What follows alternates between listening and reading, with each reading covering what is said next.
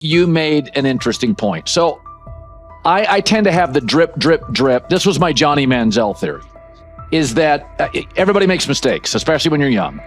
But if I see 2, 3, 4, 5, then you've got a plumbing issue. It's not just you didn't close the faucet.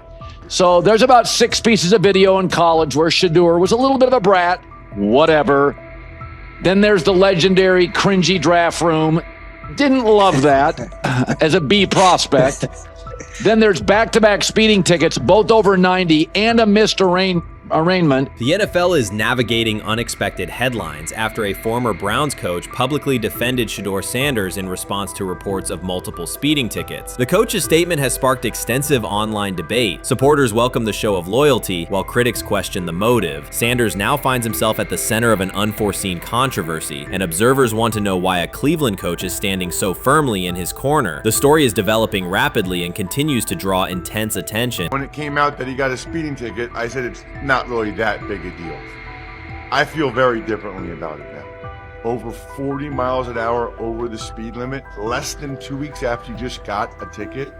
I don't know if that's entitlement or immaturity. There's got to be some teams that are feeling very good right now that they didn't draft him. Observers are focusing on Shedeur Sanders' recent speeding ticket, treating the violation as a measure of his character and sidelining his athletic, academic, and philanthropic accomplishments. The incident, driving 15 miles per hour over the limit in a borrowed Lamborghini, has drawn sharp criticism. In response, a former Cleveland Browns coach has taken the opportunity to comment, even though the franchise is widely viewed as unstable due to its frequent coaching changes and limited on-field success. By defending Sanders, he presents himself as an authority on discipline and leadership. The statement, coming from an organization seldom praised for stability, has nonetheless attracted considerable attention across the league. You want to defend him a little bit. I thought this was an interesting take. Yeah, I thought it was really interesting that you said you were out because of the speeding tickets. To me, that's such a minor thing. You were so high on him in terms of his completion percentage in OTAs, and I thought that was a little aggressive on your part. But with the speeding tickets, I got a speeding ticket the first night of the draft, my first year there. I thought maybe I'd get the benefit of the doubt, but they gave it to me anyways. As soon as the former Browns coach defended Shedeur Sanders, social media erupted with commentary, resembling the volume of draft night coverage. Posts and opinions appeared within minutes, and criticism escalated rapidly. Detractors amplified Sanders' minor speeding violation, while supporters argued that such reactions were disproportionate to a single traffic citation. Shedeur Sanders received 2 speeding citations, and the minor traffic issue quickly drew national attention. Before considering the former Browns coach's response, it is useful to clarify the facts. Sanders, son of Pro Football Hall of Famer Deion Sanders and a current college quarterback, was twice ticketed for exceeding the limit while driving a high-performance vehicle. Commentary on social media escalated rapidly, with critics framing the incident as a significant character concern, even as the league has historically tolerated far more serious legal transgressions. Stepping into the debate, a former Cleveland Browns coach, best known for a tenure filled with losses and contested decisions, issued a strong public defense. He argued that 2 speeding tickets should not define Sanders' reputation or overshadow his on-field talent and community work, urging a balanced assessment of the player's actions. I don't love it from a 5th-round draft pick. I don't love that it happened multiple times, but I do think that this is the first time he's been away from his dad, and there's gonna be some growing pains now. Would I sell my stock on it like you are? Not because of a couple speeding tickets, especially in light of the problems that Brown's quarterback room has had to deal with legally in the last few years. I mean, this is nothing. The debate quickly shifted from 2 speeding citations to broader claims about integrity, growth, and leadership. The former Browns coach framed the infractions as moments for personal development and urged observers to view them in context. Critics responded forcefully. Some called for disciplinary action, others questioned Deion Sanders' parenting, and a few sought to discredit the coach himself, despite his professional record already being widely analyzed across the league. The reaction underscores an apparent inconsistency in public standards. Fans often overlook on-field confrontations, heated sideline arguments, and other significant controversies, yet they treated Sanders' routine traffic offenses, speeding without evidence of reckless endangerment, as indicators of serious character flaws. If such minor violations were adopted as the primary measure of morality in professional football, many players would face similar criticism. Sports media amplified the story almost immediately. Television panels dissected Shedeur Sanders' decision-making, treating 2 speeding tickets as indicators of deeper character concerns. Networks aired detailed segments under banners such as red flags and road rage, repeatedly questioning whether the citations might affect his draft evaluation. Although Sanders is already regarded as a first-round prospect, analysts emphasize that NFL teams value discipline and legal awareness when forming final assessments. Many commentators overlook the fact that other high-profile players have faced more serious offenses without similar scrutiny. Throughout the coverage, the former Browns coach defended Sanders, portraying him as a talented quarterback subjected to disproportionate criticism in a culture that expects near-perfect conduct. His argument was thorough and methodical, asserting that the traffic violation should not overshadow Sanders' skills, work ethic, or future potential. Commentators point out that the coach's intervention was not entirely selfless. He recognized the publicity potential. One day he was an overlooked figure from a struggling Browns era, the next he was a trending name across sports media. The discussion quickly expanded beyond Sanders' speeding citations to questions of image management and narrative control. Critics demanded disciplinary measures, public apologies, team sanctions, and formal statements, yet their objections seemed directed less at the traffic infractions themselves and more at Sanders' high profile, confidence, and resistance to traditional expectations. In practical terms, Sanders' brand remains intact. The coach secures renewed relevance, and the episode supplies another headline in the ongoing story of modern football. The next time Sanders is seen in a high-performance car, the debate will likely reignite, focused not on speed limits, but on the broader culture of the league. Meanwhile, new voices continue to join the conversation. Broadcaster Colin Cowherd has already weighed in, offering his own reassessment of the incident and its broader implications. Breaking news, Shedeur Sanders last night was pulled over going 100 miles per hour. All right, he clocked 101, 41 miles an hour over the speed limit in Cleveland. He will have the opportunity to fight the ticket in court. Now, I'm not exactly sure where he was pulled over, whether or not that it was in Ohio or whether or not that it was in his home state. But typically when you're going 40 over, that's flirting with the line of reckless driving.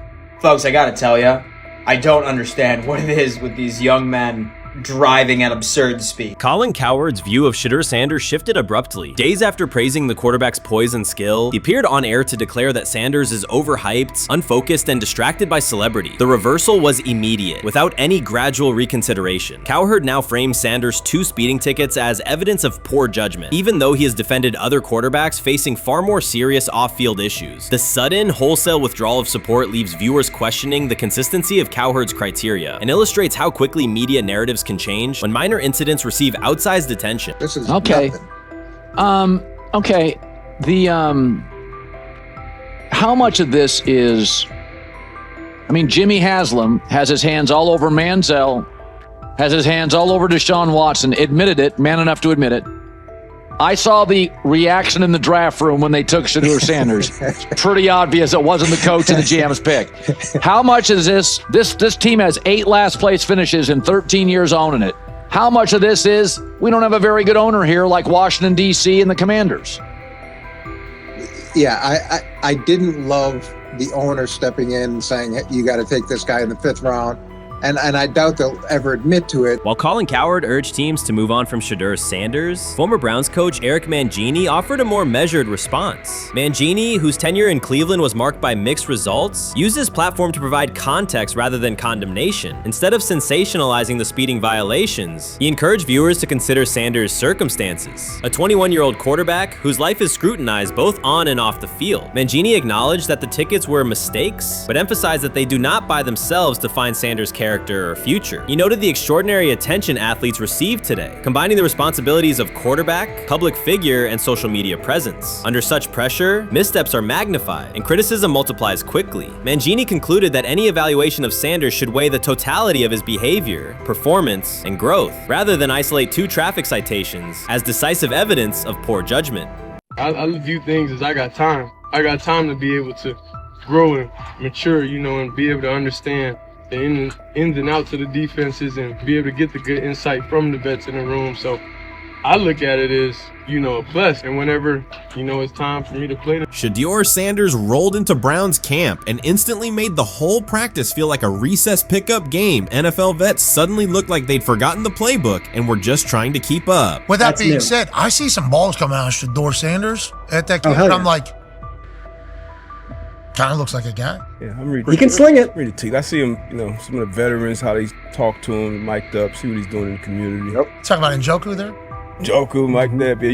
Yeah, once you see, different little interactions and things like that, I know he has the talent. We'll see. It'll be a competition that usually brings the best out of guys, especially young guys. So I'm interested to see how that quarterback situation. Right after Shedeur Sanders tightened his cleats and the Browns settled in for what they figured was a routine camp day, the whole vibe tilted sideways. No blazing comet, no UFO touching down at midfield, just a swagger-charged quarterback striding in like he'd crashed the wrong league and thought, yeah, I'll stick around and run this show. The Browns had no clue what storm was rolling in. You'd expect an NFL team to do a quick scout, maybe pull up a highlight reel or two, but nope.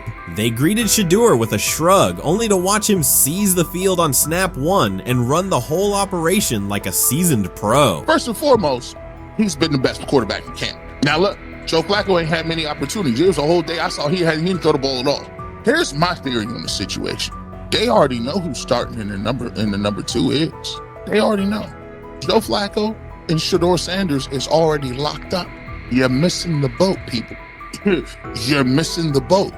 Your boy, Kenny Pickett and Dylan Gabriel, oh, they're fighting. Shedeur didn't merely clock in, he hijacked the session. One moment he's loosening his arm, the next he's roasting veteran QBs like faded names on busted draft boards. Defensive coordinators everywhere had the same gut punch reaction. Uh-oh. His pocket poise? Straight disrespectful. His timing? Psychic. And every pass left his hand like it was laser guided to its mark. While Shedeur Sanders was slicing up routes, the Browns secondary looked less like an NFL backfield and more like a gaggle of dads sprinting through a Saturday fun run. Big on enthusiasm, short on closing speed. Coaches fought the urge to slam the emergency horn. Players traded wide-eyed, "Are we serious?" stares, and someone even double-checked that a hidden camera crew wasn't about to pop out of the tunnel. But nope, this was pure Shedeur. Half cold-blooded surgeon, half highlight factory. He wasn't dropping a casual "I'm here," he was crafting a masterclass. From the first rep, the tempo changed. Shedeur Sanders accepted the snap with steady footwork, diagnosed the Browns' single high shell, and delivered a tight window seam route that forced the free safety to recover late. Throughout the period, he manipulated leverage with quick shoulder fakes, moved through full field progressions, and released on time from a balanced base, consistently putting the ball on his receiver's upfield shoulder. Cleveland's coverage struggled on multiple fronts. Safeties hesitated between deep half responsibilities and underneath support, creating voids at 15 to 20 yards. Cornerbacks and off-man were caught in trail position when Sanders used rhythm throws on 3-step drops, while those who tried press technique had their inside hand neutralized by his receivers' outside releases. Linebackers widened to match shallow crossers, leaving the middle hook unguarded for pivot routes and option digs. One corner attempted a line of scrimmage jam. Sanders immediately adjusted the route to a back shoulder fade, releasing the ball before the break and rendering the press ineffective. Over the session, he showcased pocket discipline, reclimbing to maintain throwing lanes rather than drifting, and finished with a series of anticipatory throws against cover 2 cloud, fitting vertical outs between the flat and deep half defenders. Sanders' combination of rapid post-snap processing, precise ball placement, and pocket efficiency exposed coverage mismatches at every level and highlighted communication gaps in the Browns secondary. By mid-session, the Browns defensive staff clearly recognized their calls were outmatched. Every adjustment, a roll to cover 6, a simulated pressure, a late rotate to 2 high, was neutralized once Shedeur Sanders confirmed the post-snap picture. Routes that had taken weeks to script were beaten by timing and location. Comeback set at 12 yards broke open before the corner's transition. Slot seam outs dotted the void between the flat and deep half defender, and boundary receivers beat press with quick hand techniques, receiving the ball before the trail man could recover. Sanders' command was methodical. He used cadence to freeze plug blitzes, re-ID'd the mic when linebackers sugared the A-gaps, and maintained a firm base so he could reset and fire without resetting his feet. His receivers benefited from that rhythm. Top of the stem, eyes back. Ball delivered on their upfield shoulder, allowing immediate transition to YAC. The Browns front tried a late stunt to compress the pocket. Sanders climbed 2 steps, re-spotted the shallow crosser, and delivered in stride, turning a potential sack into a 20-yard gain. What stood out most was how little ramp-up Sanders needed. From his first series, he processed full field concepts at tempo, cycling through progression reads without hitching. The poise under interior pressure, consistency in ball placement, and ability to manipulate zone defenders left the Browns' coordinated disguise packages ineffective and forced them into static coverage by the end of the period.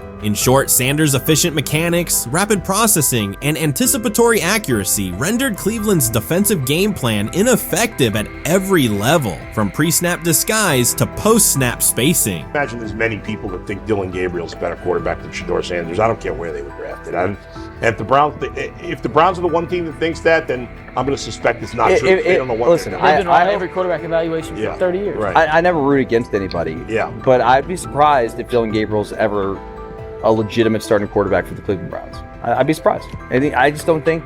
Well, then it is a wasted pick because you took him in the top 100. Yeah, but potentially. Yeah.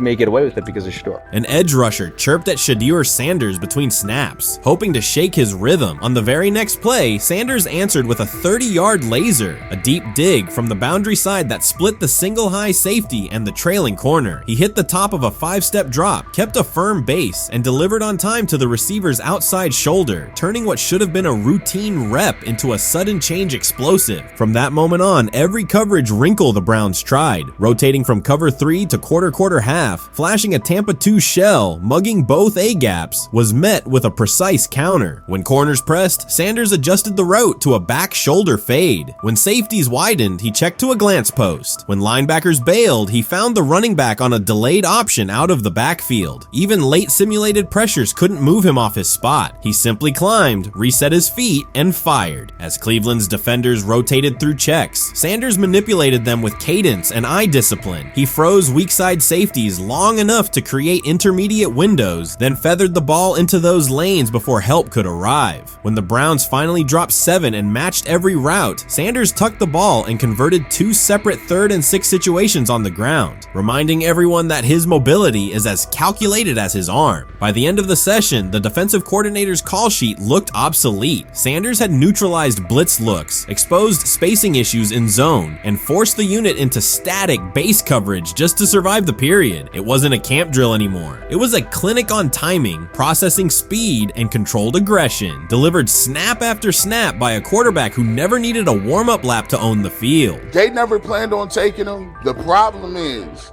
like Ocho Cinco said, you got somebody that has endeared himself to the locker room. And guess what? The difference between him and Tim Tebow, the biggest one, is he can play. He can throw the ball. Tim Tebow running around being an H-back, he can throw the ball. And he's done everything he needs to do. He ain't saying nothing. He ain't rocking the boat. He ain't mad about the reps. He ain't mad about none of that. All the people out there want to see is this, like Tyler said earlier. We want to see what he can do with Jerry Jeudy. That's it. I want to see what he can do with David Njoku. I want to see him with Junkins. I want to see him with the first running backs. If you are cooking, if you are beating down the doors with the 3s and 4s, guess what? You deserve more. From the first team period on, Cleveland's secondary looked a step slow. A deep 3rd safety hesitated on a post-snap rotation, leaving Shedeur Sanders free to climb the pocket and fire a 22-yard out that arrived before the defender could plant and drive. The supporting cast around him, players fighting for roster spots, not Pro Bowl invites, benefited from his command. Sanders used tempo to control the defensive front, altered protections at the line, and located throwing lanes so quickly that one receiver didn't register the catch until he crossed the goal line. As the Browns tried new personnel groups, coverage busts multiplied. Starters slipped out for hamstring stretches while rookies rotated in, only to find the ball arriving on their blind side before they'd completed a midpoint squeeze. On a later 3rd and long, Cleveland finally closed the interior rush lanes, compressing the pocket with 3 defenders. Sanders pivoted through the traffic, stepped into a narrow escape window, and without resetting his shoulders, whipped a no-look pass to the boundary curl for a fresh set of downs. The throw turned a potential sack into an explosive play and left the coaching staff scrambling for answers. The people who are fascinated by Shedeur for whatever reason, whether it's his play, I guess last year was kind of fun. If you're just like a guy who grew up like loving Deion Sanders and passed that love on down to your kids, I can see why you're like that. The one thing I will give them is you're looking at this quarterback room. If you're a fan of Shedeur and say, why can't he go beat Dillon Gabriel or Joe Flacco or Kenny Pickett? So I do understand that part of it, right? Because why not? Why couldn't he be a Brown starter in October or November? That looks like a quarterback room where everyone will get a chance to start. When he led college football in completion percentage and he threw almost 40 touchdowns for over 4,000 yards, how tall was he? Because they make it seem like he shrunk all of a sudden, RC. Oh, how lively was his arm? Because all I know is somebody did that. Somebody threw for over 4,000 yards, somebody threw for almost 40 touchdowns, and somebody led college football in completion percentage. Now, I'm trying to figure out, what I try to figure out all the time, Mel, is how a guy that hadn't played football in almost 5 months. Shannon Sharpe has publicly defended Shedeur Sanders and criticized those questioning him. Sanders has earned higher recognition and some fans are responding negatively. Although there's debate about whether he belongs on a second team list, Sharpe maintains that Sanders' career is clearly ascending. Reactions on social media are mixed. Some users are angry, others are surprised, and a few say they anticipated this result. The conversation remains active. When reports confirmed that Shedeur Sanders had been elevated from second team to near top tier status, Shannon Sharpe issued an emphatic response. He delivered a detailed rebuttal to critics, underscoring why Sanders deserved the promotion and directly challenging those who doubted the decision. I don't think that he was underprepared during these meetings. I don't believe any of these stories that he showed up arrogant and that he was bombing his interviews. I mean, you watch the film, he's on time, he's on point. You watch his interviews, he answers like a 10-year NFL veteran. Like, he's clearly dominating OTAs. It's every single day there's a new report of how well he's doing for the Browns in OTAs. And I mean, you can say what you want, it's just OTAs. Okay, if that's your new narrative, then he's doing exactly what he needs to be doing. He's on point, he's on time, he's getting the respect of his teammates, and he's making plays. So we're gonna see years down the line, something's gonna come out that I don't know what exactly it was, but something will come out. Critics have been waiting for an opportunity to dismiss Sanders. They labeled him overrated, accused him of benefiting from nepotism, and claimed his profile came only from his last name and polished image. Within their own echo chamber, they cited every game in which he fell short of huge passing numbers as validation of their doubts. Since Sanders has begun receiving formal recognition, criticism has escalated. A wave of self-appointed analysts is dissecting his throwing mechanics and team role, and many online commentators now argue that his promotion reflects deeper problems within the sport. Shannon Sharpe rejected each criticism directed at Shedeur Sanders. During the broadcast, he turned a routine segment into a detailed examination, acting as presenter, interrogator, and fact-checker. Sharpe walked viewers through game film, season statistics, and scouting reports to show why Sanders merited his recent promotion. Whenever a panelist claimed Sanders had not earned the role, Sharpe countered with completion percentages, efficiency ratings under pressure, and documented late-game drives that changed outcomes. He stressed that the backlash was driven less by on-field evidence and more by reluctance to revise earlier opinions. Sharpe argued that critics were upset not because Sanders lacked qualifications, but because his progress contradicted their initial narrative. By the end of the discussion, Sharpe had moved past simple defense and reframed Sanders as a clear example of performance-based advancement, demonstrating that early predictions can be wrong. Never heard of no Dillon Gabriel or Tyler Shock. What the hell is that? So how is Shedeur Sanders going behind them? I'll tell you how. Collusion. 4 different times they passed on him. How the hell does that happen? 4 rounds. It doesn't happen to a quarterback. We've never seen anything like this before. Shedeur Sanders with the watch. Shedeur Sanders with his bravado. Shedeur Sanders with this supposed arrogance or whatever. Shedeur Sanders' advancement did not happen by chance. While detractors questioned his resume online, he continued to prepare, attend every practice, and deliver accurate throws under pressure. The contrast between his output and the complaints directed at him has been stark. Some critics even argued the selection committee was, quote, biased toward performance, as if rewarding strong play were improper. Rumors quickly followed. Certain commentators speculated that a public relations push from the Sanders family must have influenced voters, suggesting everything from coordinated media strategies to alleged favors for coaches. None of these theories addresses the basic point. Sanders earned his promotion through consistent production, poise in the pocket, precise ball placement, and efficient decision-making. Shannon Sharpe highlighted these facts during his response. He noted that Sanders' performance performance metrics justify the recognition and emphasize that resistance to the move stems more from prior prejudice than from substantive evaluation. For Sharp, the goal was clear: present the data, challenge unfounded claims, and correct the narrative. The discussion, therefore, became a broader statement about acknowledging merit and abandoning outdated assumption. Colin Cowherd defend college basketball coaches who have gotten a DUI, come to their defense and say they didn't need to be fired, that they deserve a second chance. But Shedeur Sanders drives 40 miles over the speed limit, gets a one-on-one ticket, and Colin Cowherd comes on his show today and says he's out on Shedeur Sanders. He's seen enough. He can't support him anymore. He can't be in the Shedeur Sanders camp because of the speeding ticket. Shannon Sharpe addressed commentators who portray constant doubt as expertise. Those who discount strong performances with "we'll see" but declare bust after a single mistake. He noted their belief that progress only counts if an athlete visibly struggles. Sharpe's response was methodical rather than emotional. He presented evidence, cited statistics, and calmly refuted each claim. Following his remarks, several critics began revising or deleting earlier posts, recasting themselves as longtime supporters of Shedeur Sanders despite having questioned him for months. Sharpe insists on accountability, naming specific individuals and dates while requesting public acknowledgement of prior errors. He argues that analysts cannot spend months undermining a player's potential and then quietly adopt a supportive stance once the athlete succeeds. These are serious, big-time, top-of-the-line playmakers that they have. If you can go 45 to 42 in the fourth quarter because your quarterback set the school record with 510 yards passing.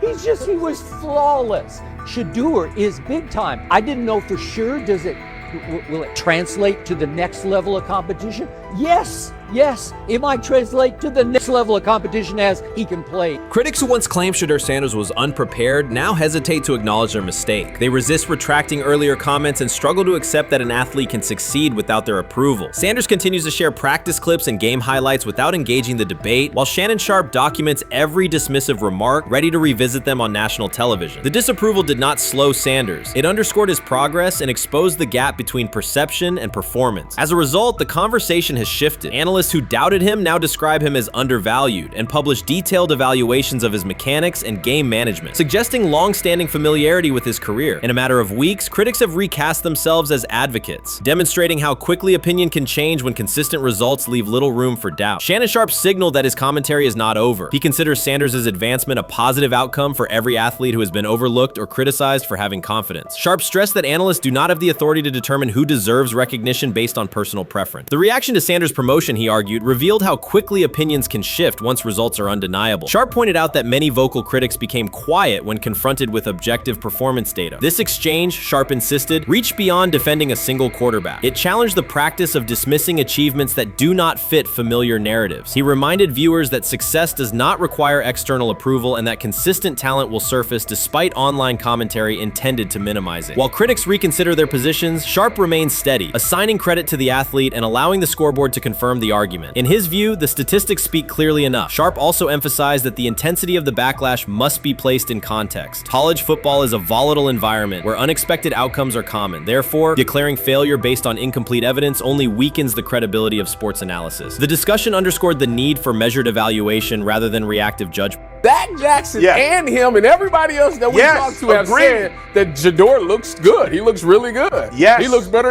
And we got Zach that say Dylan Gabriel ain't even an NFL quarterback. It's true. So how is it that this man can't get a rep with the ones, but that non-NFL quarterback can? We all what agree with sense does that, that make? Some observers now claim that recognizing Shedeur Sanders' strong performance undermines football's traditional standards, even though they previously argued he received coverage only because of his father. Faced with Sanders' current statistics, those critics are searching for explanations that fit their earlier narrative. The data have always been clear. Their earlier objections ignored that fact. Shannon Sharpe is openly highlighting this reversal, comparing past negative remarks with Sanders' recent 400-yard games to demonstrate the gap between criticism and evidence. Sharpe did not force these commentators to backtrack. He simply displayed their earlier claims alongside Sanders' results, allowing the contrast to speak for itself.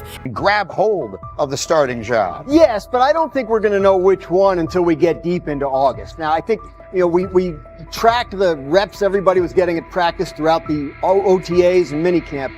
But when you talk to people there, They just want to make sure everybody got what they needed. And that, Kenny Pickett, we find out if he has the goods to be the starter. Joe Flacco, they back him off a little bit. He's 40. He may not need as much. The rookies, Shedeur Sanders and Dillon Gabriel, what do they need to learn to make the transition from the college game to the pro game? That's what the spring was about for the Browns quarterbacks. Now, Shedeur Sanders has moved from social media celebrity to on-field standout, and ESPN now lists him among its first-team candidates. Reactions are split. Some fans are impressed while others are skeptical. Whether this reflects Deion Sanders' long-term strategy or simply Shedeur's rapid development, the story is drawing widespread attention. Here's a look at what led to this moment. They never planned on taking him. The problem is, like Ocho Cinco said, you got somebody that has endeared himself to the locker room. And guess what? The difference between him and Tim Tebow, the biggest one, is he can play. He can throw the ball. Tim Tebow running around being an H-back. He can throw the ball. And he's done everything he needs to do. He ain't saying nothing. He ain't rocking the boat. He ain't mad about the reps. He ain't mad about none of that. All the people out there want to see is this, like Tyver said earlier. We want to see what he can do with Jerry Jeudy. Online reactions are sharply divided. Some fans strongly support Sanders, while others argue he is overrated. Traditional analysts cite statistics and claim his recognition comes mainly from his father's name. Sanders supporters are actively celebrating his rise and already predicting a future NFL career. Sports media outlets have made his candidacy a central topic of debate. The discussion now extends beyond statistics and victories to include his marketability, public image, and on-field presence. Sorry, is Shedeur Sanders going to get a chance to win this job? Do you believe he gets a legit shot to win this job? Listen, I think, first of all, the action's going to really start in training camp. Like, forget all the OTA stuff. You don't win a job in OTA. The real action starts in training camp. And just like Shedeur said, during the mini camp, when it's time to take your reps, you got to make the most of it. Because I think early on, there's going to be a lot.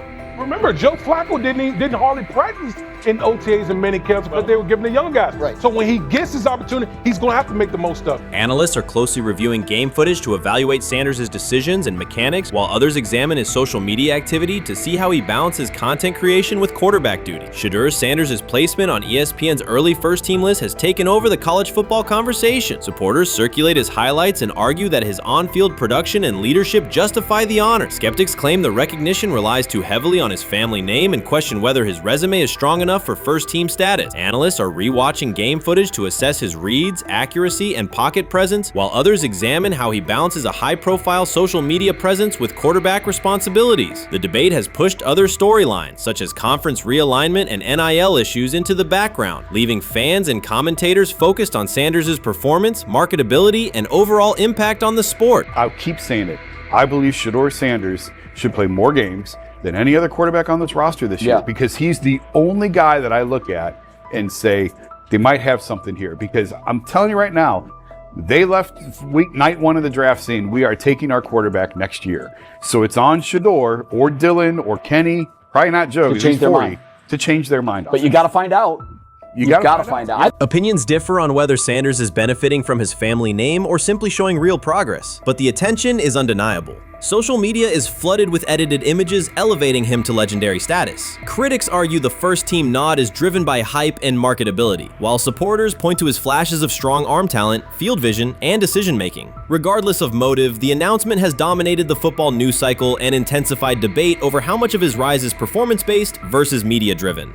Highlight reels rarely show Sanders' turnovers, late-game mistakes, or inconsistent stretches. Being named to a first-team watch list suggests sustained dominance, something Sanders has displayed only in flashes. His selection appears driven as much by brand recognition and media appeal as by performance. ESPN's decision has intensified debate. Data-driven critics post statistics that question his resume, while passionate supporters predict awards and future NFL success. Commentators recall a time when first-team consideration required years of proven excellence. Yet many fans already see the announcement as confirmation that Sanders is on track for major college football honors. Shedeur Sanders has earned first-team reps when training camp commences later in July. I'm not saying like he's the first guy up when you do 11 on 11s, day 1, 2, 3, 4, 5 at training camp. I'm not necessarily saying that. But he's the one quarterback that we didn't get a chance to see take reps with the ones. But I think Shedeur has a chance to make this conversation interesting if he gets those reps with the ones and he has the same success that he did with the 2s, the 3s, and the 4s.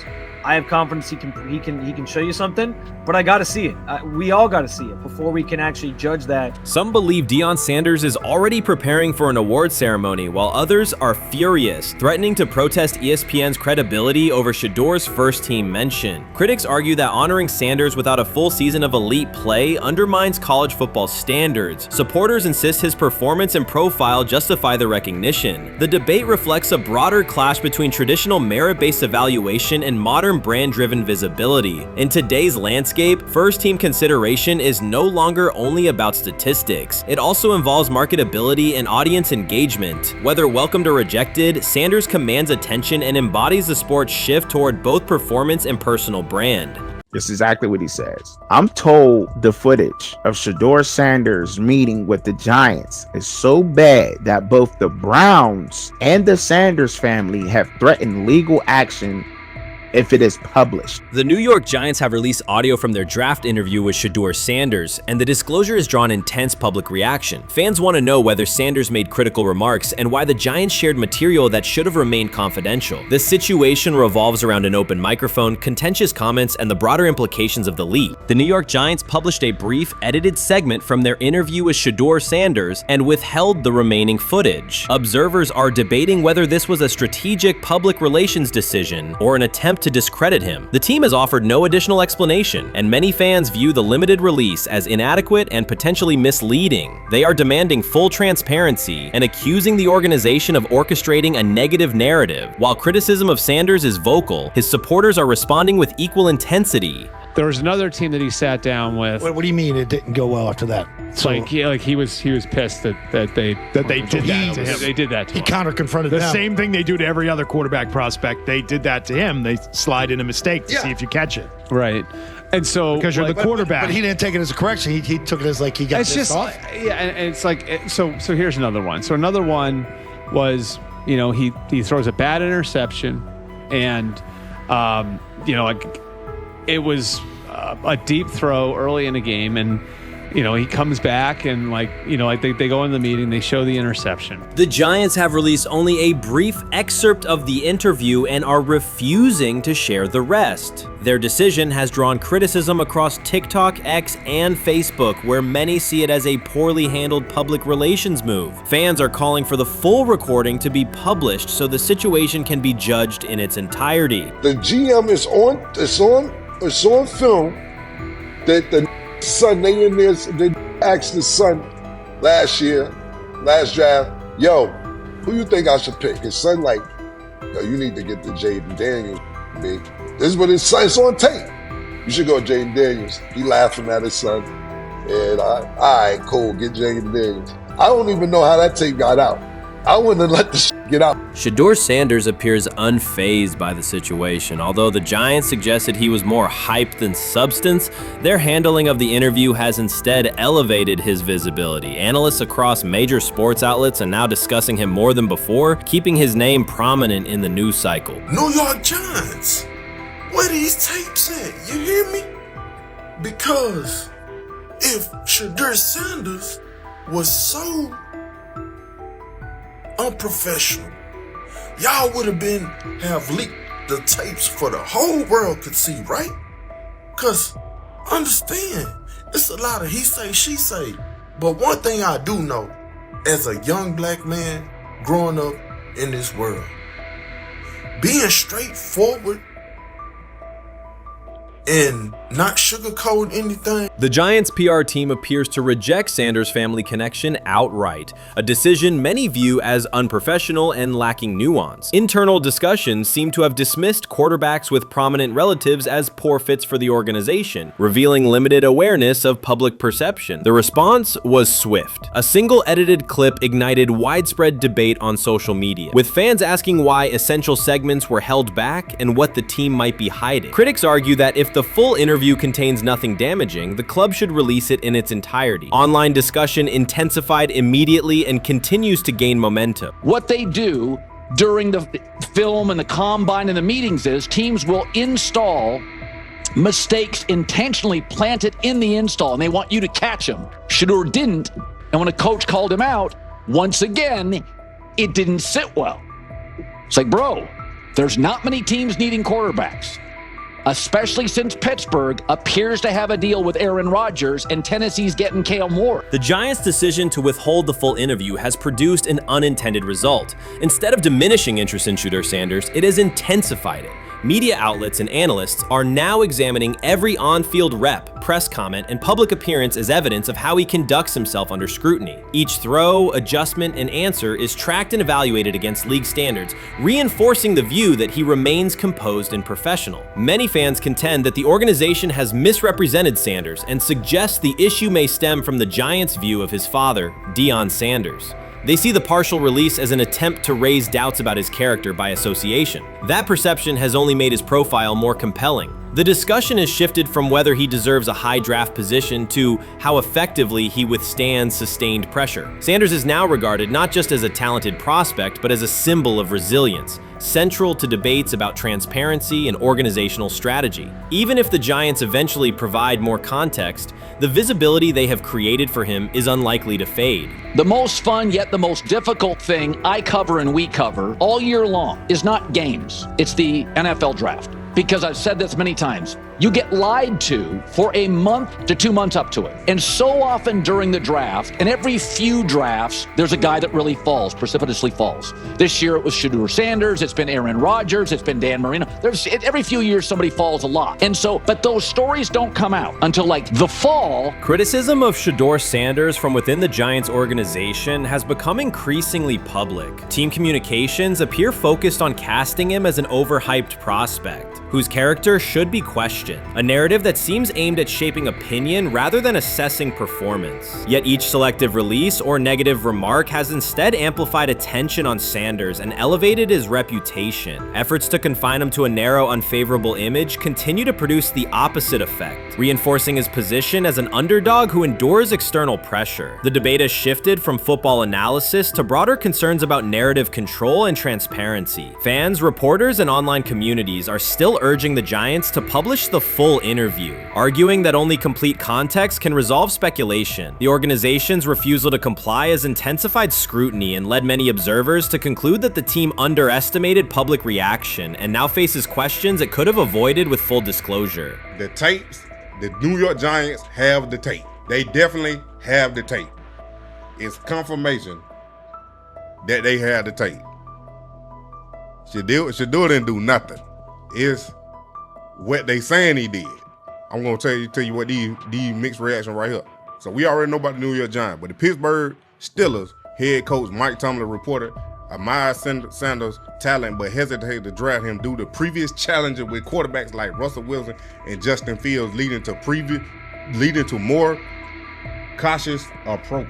Las Vegas Raiders. Sanders met with Raiders at the NFL scouting combine and expressed enthusiasm about potentially joining the team. His familiarity with the West Coast offense and quick release was noted positive, though concerns about his ceiling. Hours after the Giants posted that short audio clip, the timeline never slowed. Comment threads filled with frame-by-frame breakdowns, lip-read attempts, and side-by-side comparisons of what was said versus what was left out. Reporters called league contacts. No one could explain why a franchise would stir this level of curiosity only to seal the vault. Each refusal sharpened focus on Shedeur Sanders, turning routine throws into national talking points. Analysts kept circling back to the same note. His cadence at the line looks unchanged, steady against the noise. Hashtags demanding the full interview, trend drop, and trend again. Podcast hosts bump scheduled segments to lead with the leak. Rival teams get asked how they would handle a similar situation, then quietly check their own archives. Inside Giants headquarters, the plan to shape the story looks less like strategy and more like a slow burn spotlight they can't switch off. And now every preseason snap, every media availability, every stray sideline camera angle gets fed into a loop that asks, what are they still hiding? The file remains locked. Curiosity keeps compounding. Until someone presses upload or steps to a podium and explains the redactions, the subject drifts away from depth charts and play design, fixing instead on secrecy, control, and the risk of underestimating how fast attention turns pressure into permanence. Momentum isn't fading, it keeps recalibrating, louder, impossible to mute.